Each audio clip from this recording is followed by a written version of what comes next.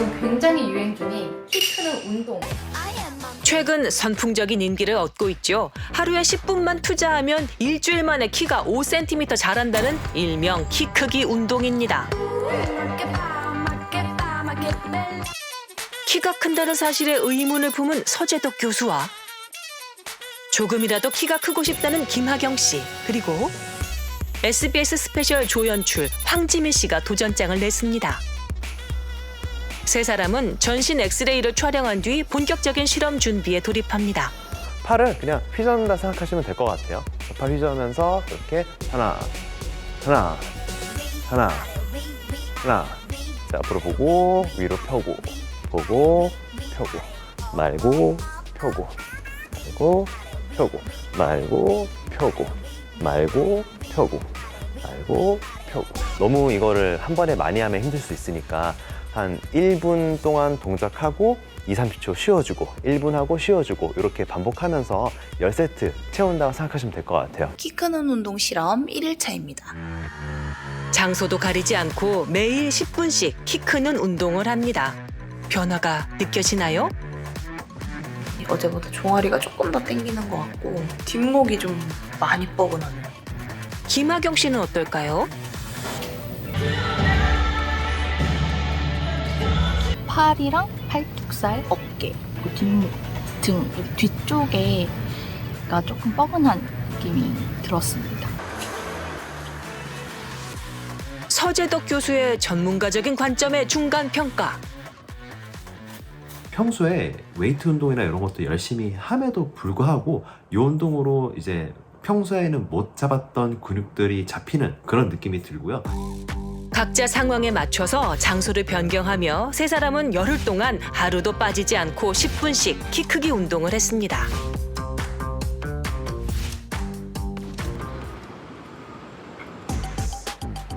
안녕하세요, 교수님. 구분 등이 좀 있었거든요. 어깨 말리거나 이런 게 있었는데 그건 조금 그래도 등 뒤에서 잡아주는 근육은 더 강해지지 않았나. 기대가 되세요? 뭐 조금. 키 크기 운동이 몸을 변화시켰을까? 목과 등 그리고 허리, 운동 전과 비교할 전신 엑스레이 촬영을 다시 했습니다. 서재덕 교수가 전문가의 시선으로 운동 전후 엑스레이를 비교하며 뼈의 구분 정도, 각도를 계산합니다. 실제로 굽어 있는 그 각도가 있어요. 그래서 맨 위랑 맨 아래랑 이렇게 선을 그어가지고 각을 잴 수 있고요. 30에서 35도 정도가 경추의 이상적인 각이라고 하고, 그다음에 여기 허리, 요추라고 하는데 여기는 한 40에서 45도 정도가 이상적인 척추라고는 해요.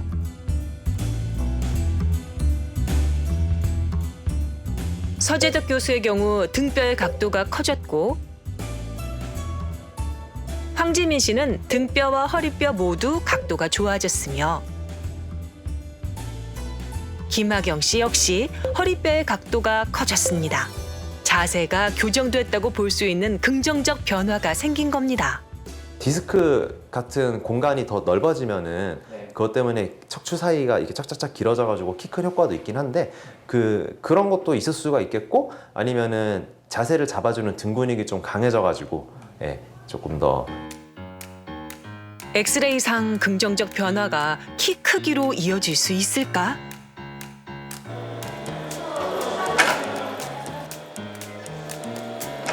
세 사람이 다시 키를 측정합니다. 과연 그들의 키는 어떻게 달라졌을까? 0.2 이런데. 한 0.7cm 정도? 조금 잘한데요. 0.3cm 컸어요. 세 사람 모두 키 크기 운동으로 인해 조금씩 키가 커졌습니다. 하지만 키가 자랐다고 볼 만큼 유의미한 결과는 아니라고 합니다. 이게 키가 자란다라고 보기에는 조금 틀린 관점일 것 같고, 척추 정렬이 좀 올바르지 않았던 게 조금 더 좋아진 부분들이 좀 있거든요. 그런 것 덕분에 키가 숨겨져 있던 키가 조금 이게 나타났다라고 볼 수 있지 않을까. 체형 변화를 위해서 뭐 이런 운동 좀 필요할까요? 사실 안 하는 것보다는 전 이득은 많다고 보고요. 좀 많이 써야 되지만 그동안 소외됐던 근육들이 많이 자극되는 걸 느꼈거든요. 그래서 뭐 키 크기 목적뿐 아니더라도 그냥 일상생활에서 틈틈이 5분, 10분 정도 이렇게 1시간 앉아 있다가 일어나서 잠깐씩 해주고 하면은 훨씬 더 좋을 것 같아요.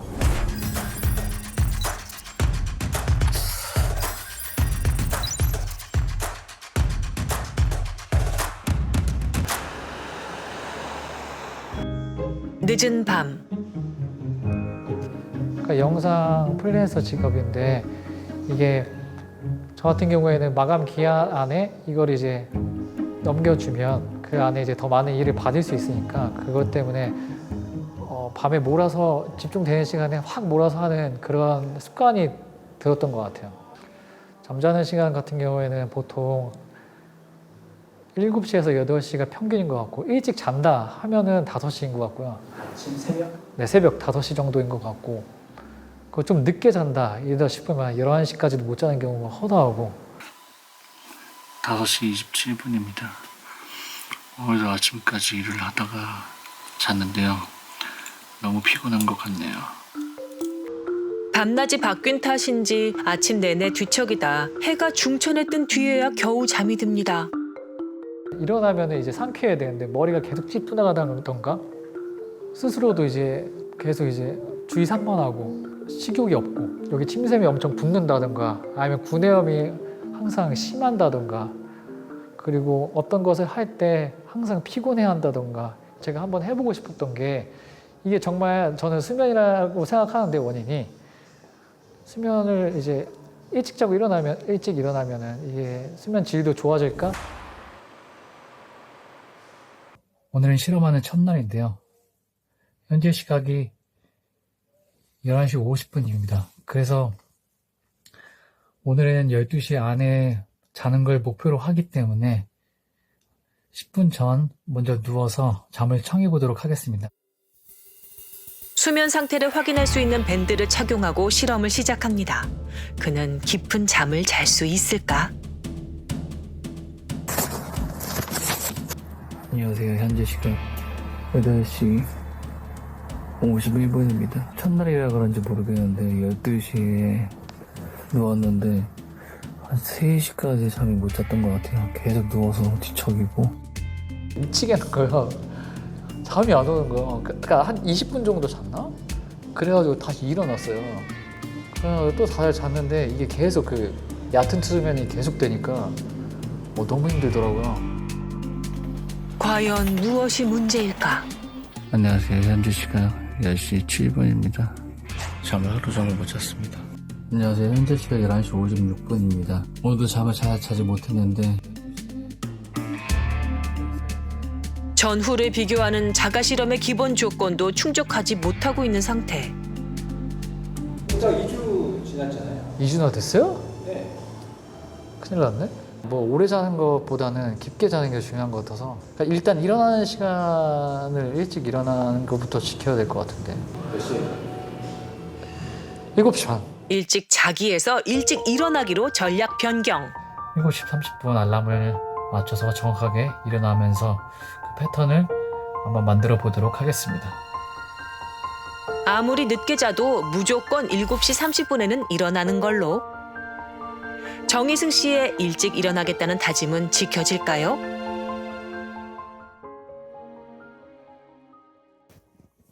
아침 7시 35분 기상. 성공입니다.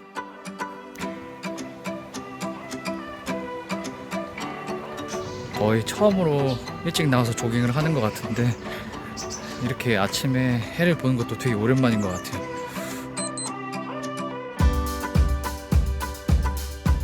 이 주 만에 아침형 수면 패턴에 적응했고 이제 본격적으로 4주간의 수면 패턴 비교 실험에 돌입합니다.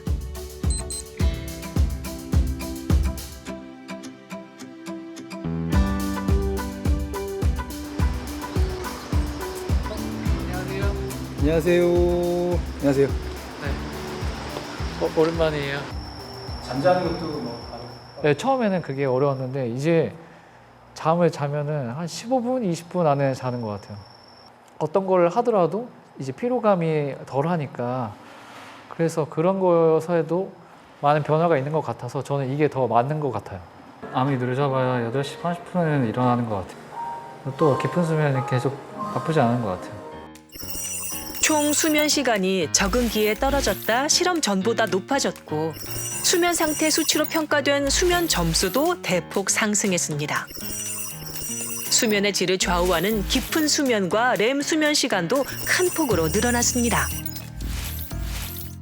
제일 중요했던 게 가족과의 시간이 많이 없었는데 아침, 점심, 저녁 이렇게 똑같은 일반적인 사람들과 비슷한 패턴을 맞춤으로써 뭐 친구들도 그렇고 관계에서도 많은 긍정적인 변화가 있었던 것 같아요.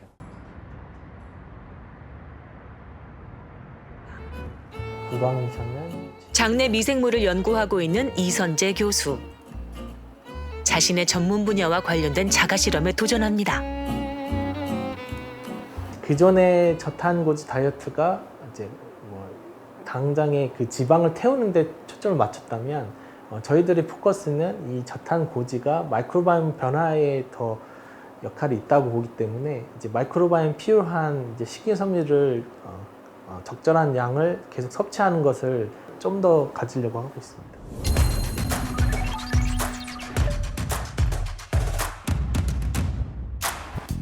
실험 첫날.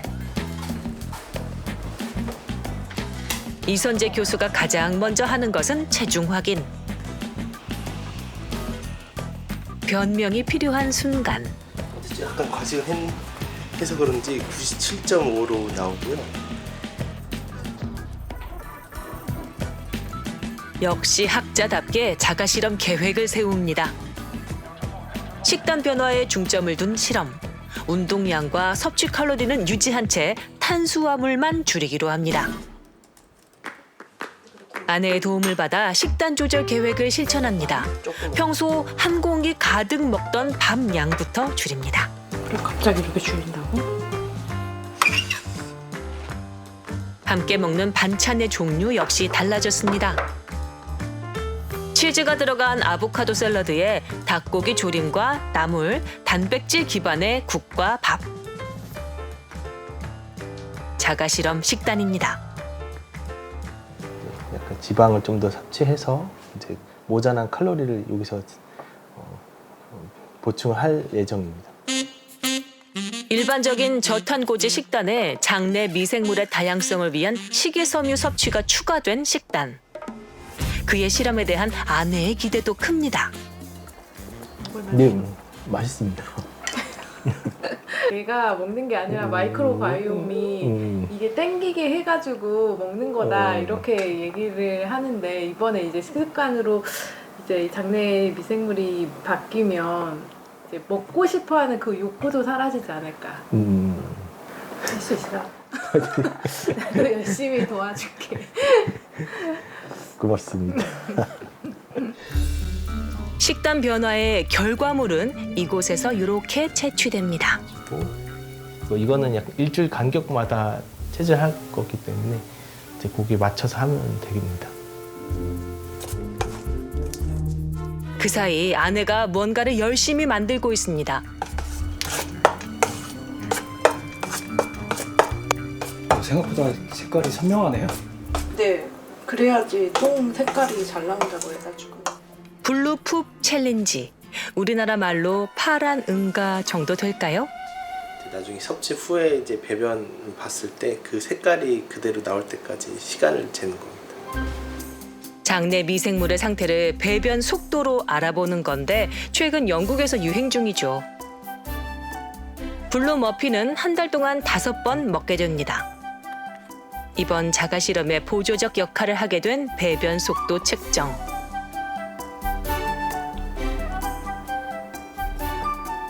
성인 평균이 한 18시간 정도 돼가지고요. 그래서 한 하루 조금 넘게 시간이 걸릴 거로 예상이 되고 6월 20일 저녁 식단입니다. 생선 요리도 좀 더 했고 고기도 가고 두부도 많이 했고 지방을 좀 더 추가하려고 이제 견과류를 여기다 좀 더 넣었습니다. 모자랄 것 같아서 연어까지 해서 먹도록 하겠습니다. 오늘 저녁을 만들도록 하겠습니다. 이제 베이컨에 아보카도를 말아서 이제 굽는 베이컨 말이. 저탄고지 식단에 도전. 좋아하던 탄수화물을 끊고 지방으로 식단을 채웁니다. 일주일에 한 번씩 장내 미생물을 채취하고 매일 아침 공복 상태로 체중을 확인해 기록했습니다. 오늘 몸무게는 96.38kg입니다. 저탄고지 식단 한 달 동안 이 교수의 체중과 배변 속도는 어떻게 달라졌을까? 어서오세요. 안녕하세요. 안녕하세요. 들어오세요. 네. 잘 지내셨어요? 네. 그동안 아주 열심히 잘 살았습니다. 몸이 좀 약간 홀쭉해지신 것 같네요? 예, 확실히 예전보다 좀 몸이 느낌이 다 다른 것 같아요. 배도 좀 타이트한 느낌 확실히 없어졌고. 바로 재울까요? 네. 네. 그래서 이렇게 해서 자세 잡고 96.2. 한 달 전에 비해 체중은 약 6.4kg이 감소했고 체지방률은 2.5%가량 감소됐습니다. 지금 6kg 이상 빠진 6kg 이상 빠진 거. 먹는 거는 포만감 있게 먹자. 그래서 고기도 듬뿍듬뿍 주면서도 이렇게 고기를 많이 먹는데 이게 과연 빠질까 이랬거든요. 이렇게 빠지네요. 너무 잘했어요. 출산 축하합니다.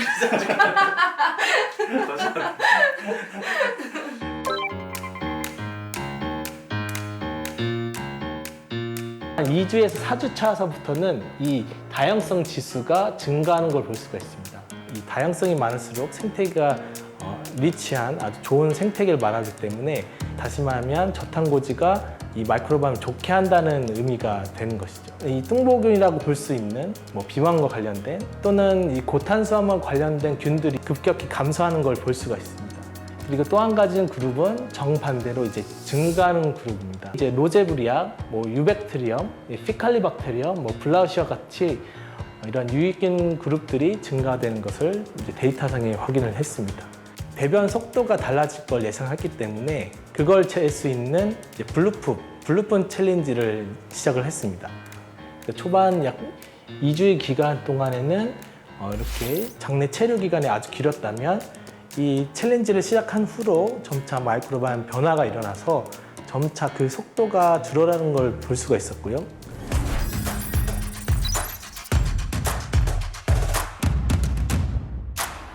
When we cook, what do? We have a hypothesis. Oh, if I make this, put this in that. You try this recipe or try that. We see the effects of the variation. Sometimes you record and then you eventually try again. So that's very much like you're being a self-experimenter in the kitchen. And there's nothing fancy about self-experimentation. People who are starting their self-experiments with really heavy-duty interventions, they're often following influencers. And the influencers are saying, if you do this, it will have a great effect. For us, you started at completely the wrong place. You only did it for one person. You should put the word I or my in front of it. So every time you're tempted to say, having done your experiment, I learned that rice raises blood glucose. You have to stop and you have to change that sentence to say, I've learned that rice raises my blood glucose. Because that word my is the limit of that N-of-1 experiment. 인생 자체가 나의 무언가를 찾기 위한 자가 실험일지도 모릅니다. 부엌에서, 사무실에서, 또는 길 위에서. 자가 실험자들은 보다 나은 내일을 위해 오늘의 나를 실험합니다. And self-experimentation just pushes boundaries and makes you. It just helps me to understand the world in a more complex way, so I can have a better perspective. 본인에게 자가 실험이란? 나를 알아가는 과정. 자가 실험 언제까지 하시는 거예요? 이거 평생 하지 않을까요?